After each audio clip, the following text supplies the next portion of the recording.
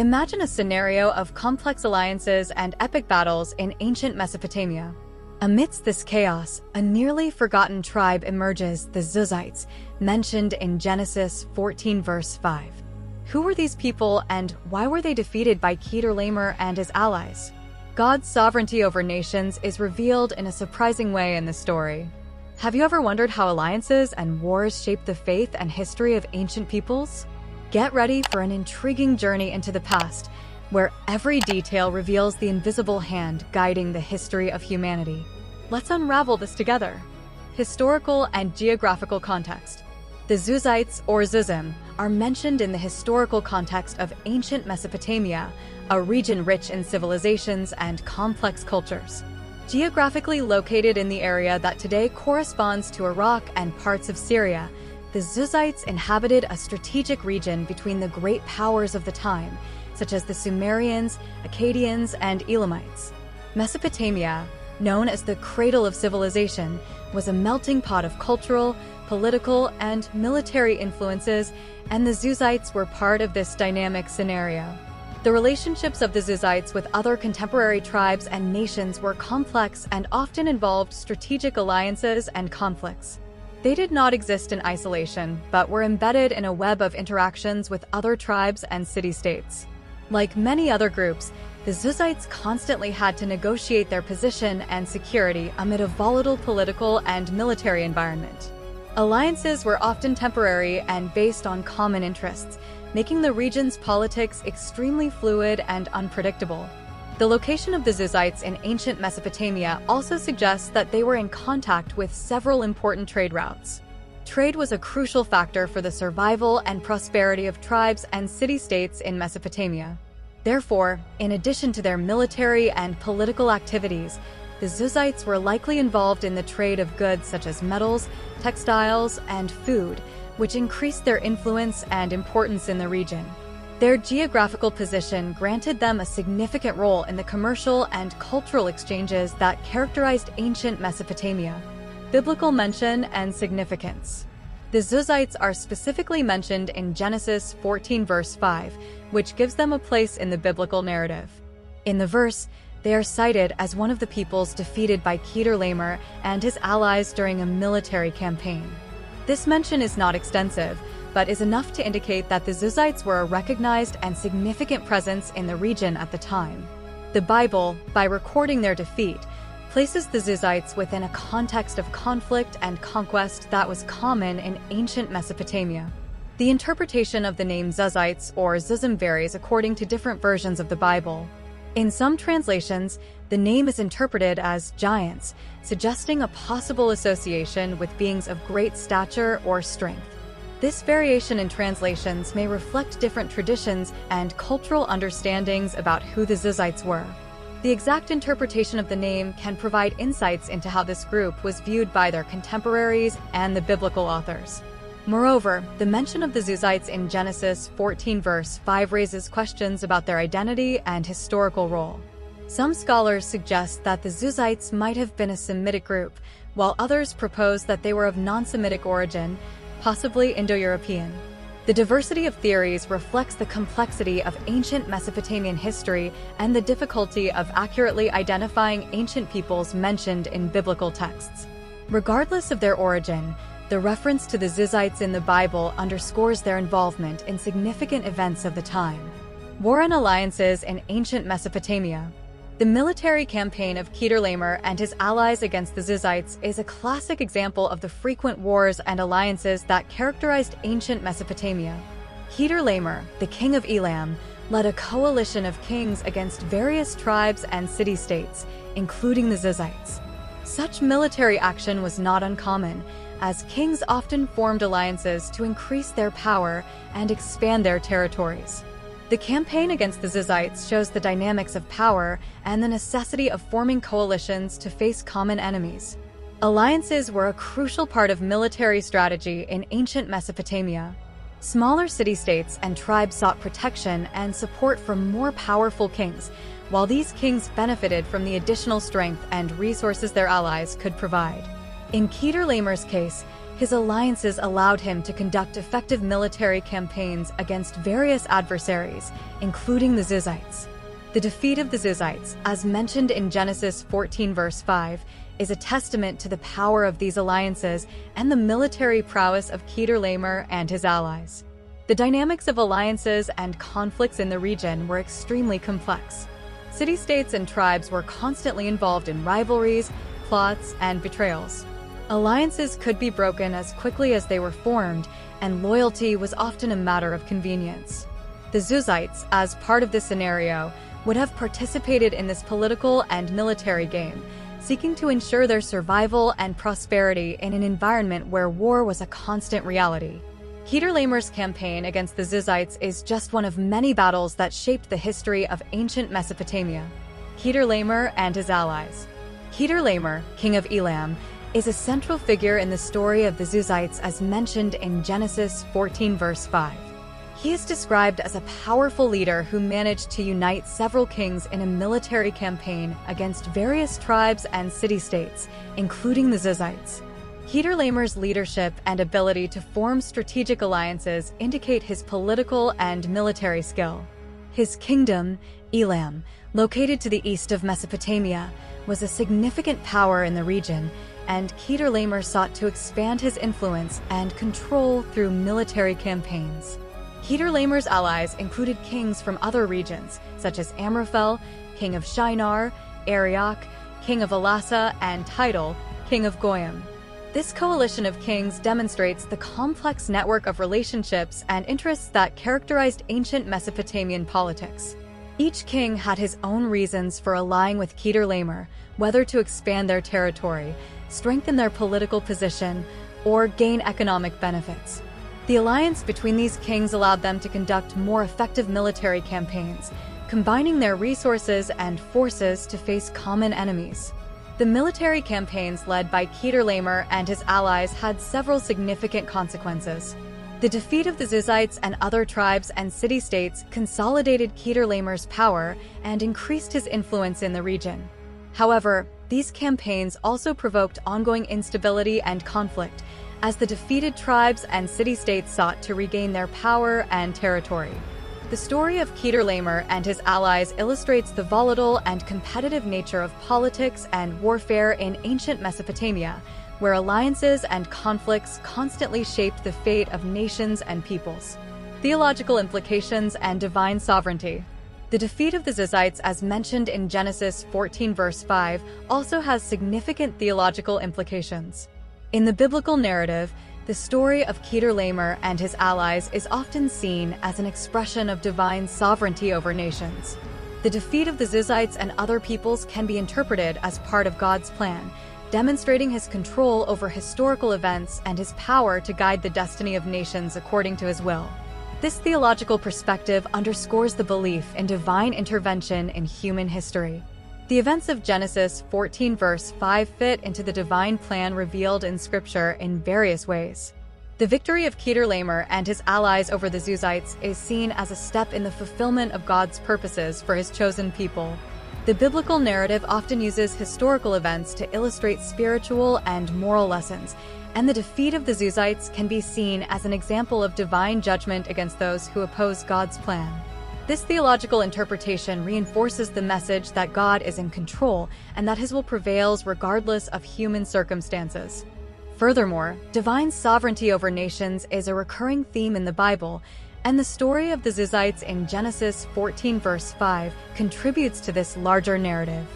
The defeat of the Zuzites and other peoples by the coalition led by Kedorlaomer can be seen as a demonstration of God's power to reverse the course of historical events in favor of his plan. This theological perspective offers a consoling and strengthening vision for believers, reaffirming the belief that, despite appearances, God is actively involved in history and directs events according to his divine purposes. Archaeology and historical evidence. Now, let's talk about archaeology, that amazing science that helps us unravel the mysteries of the past. When it comes to the Zuzites, the search for archaeological evidence that confirms their existence and location is a true adventure. Ancient Mesopotamia is a fertile region for excavations and discoveries, but also full of challenges. On one hand, we have a wealth of archaeological sites. On the other hand, identifying the Zuzites precisely among so many ancient peoples can be like looking for a needle in a haystack. Archaeologists have found an impressive variety of artifacts and structures that shed light on life in ancient Mesopotamia. For example, clay tablets with cuneiform writing, murals, and even remains of military fortifications offer clues about the activities, alliances, and conflicts of the time. However, identifying the Zuzites specifically in these finds is complicated. Often, the names and terminology used in ancient texts do not directly correspond to our modern understandings. This makes identifying peoples like the Zuzites depend on careful cross-referencing of textual information and material evidence. One of the big questions is whether the Zuzites left any direct archaeological traces. So far, there is no definitive discovery that can be exclusively attributed to them. However, this does not mean that there are no indirect evidences. For example, the analysis of settlement patterns and the remains of destruction at certain sites can suggest the presence of tribes involved in conflicts, such as those described in Genesis 14 verse 5. These clues, although not conclusive on their own, help compose a broader picture of the social and political dynamics of the time. Another interesting point is the inscriptions and records of other contemporary civilizations, such as the Sumerians and Akkadians. These documents often mention military campaigns and alliances that could include tribes like the Zuzites. For example, King Sargon of Akkad left detailed records of his conquests, and it is possible that some of these mentions refer to peoples that included or interacted with the Zuzites, even if they do not mention them by the specific name we find in the Bible. The archaeological work in ancient Mesopotamia is an ongoing endeavor. New technologies, such as ancient DNA analysis and carbon dating, are providing additional tools for archaeologists. These techniques may eventually offer more clarity about the identity and origins of the Zuzites, as well as other ancient peoples. Until then, each new discovery is a piece of the puzzle that brings us a little closer to understanding the complex tapestry of human history. Historical and geographical context, continuation. Let's go back a bit to further explore the historical and geographical context of the Zuzites. Ancient Mesopotamia, with its vast plains and vital rivers like the Tigris and Euphrates, was a true meeting point of diverse cultures and peoples. Among the civilizations that flourished there, the Zuzites occupied a particular niche, surrounded by powerful and often hostile neighbors. The Zuzites did not live in isolation. They were surrounded by advanced civilizations such as the Sumerians, known for their city-states like Uruk and Uar, and the Akkadians, who under Sargon of Akkad, created one of the first empires in history. Proximity to these powers meant that the Zuzites were frequently in contact, whether through trade or conflict. The geography of the region where the Zuzites lived also played a crucial role in their daily life. Mesopotamia is a land of contrasts, with fertile and abundant areas ideal for agriculture and arid and desert regions. Adapting to this varied environment required skills in both agriculture and herding, and the Zuzites probably relied on a combination of these practices to sustain their community. War and alliances in ancient Mesopotamia, continuation. Let's dive a bit deeper into the issue of wars and alliances. Ancient Mesopotamia was undoubtedly a constant battlefield. City-states and tribes were in a perpetual state of alert, always ready to defend their territories or expand their influence. The Zuzites, as one of these tribes, were an integral part of this tumultuous scenario. Kedorlaomer and his allies were not the only ones forming military coalitions. In fact, forming alliances was a common practice. Kings and tribal leaders often united to face threats larger than they could handle alone. These alliances, however, were fragile and based on temporary interests. Betrayal and shifting loyalties were common occurrences, and any alliance could dissolve as quickly as it was formed. Kedorlaomer's campaign against the Zuzites and other tribes can be seen as a classic example of this dynamic. He managed to unite a powerful coalition, but this alliance was both a necessity and a strategy. Facing multiple enemies required the combination of forces, resources, and knowledge. The defeat of the Zuzites, then, was not just a military victory, but also a demonstration of the effectiveness of these temporary alliances. Kedorlaomer and his allies, continuation. Speaking of Kedorlaomer, it is worth understanding a bit more about who these allies were that he gathered. Amraphel, king of Shinar, was probably one of the most powerful leaders in the coalition. Shinar is often associated with Babylon, one of the most influential cities of ancient Mesopotamia. Amraphel's participation in the alliance suggests that Kedorlaomer had the support of a significant power. Arioch, king of Elassa, and Tidal, king of Goyim, also played crucial roles in the coalition. Each of these kings brought their own forces and resources to the alliance, creating a formidable combination of military power. The coordination between these leaders, despite cultural and political differences, shows Kedorlaomer's diplomatic skill in uniting diverse kingdoms in a common cause. The motivations behind these alliances were varied.